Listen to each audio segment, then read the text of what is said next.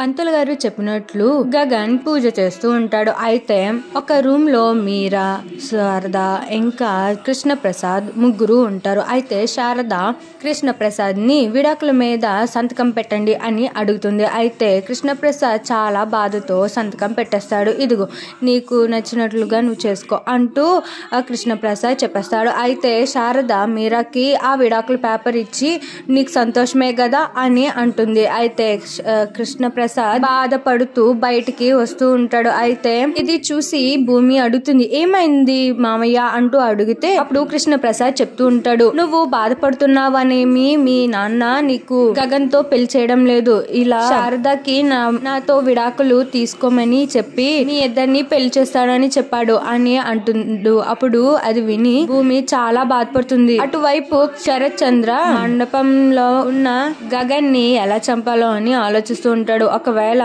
భూమి మెడలోని గగన్ తాళి కడితే వాడిని చంపాలని చూస్తూ ఉంటాడు. ఈ కుట్ర తెలుసుకొని ఏం చేయనుందో చూద్దాం. Like share subscribe to my channel.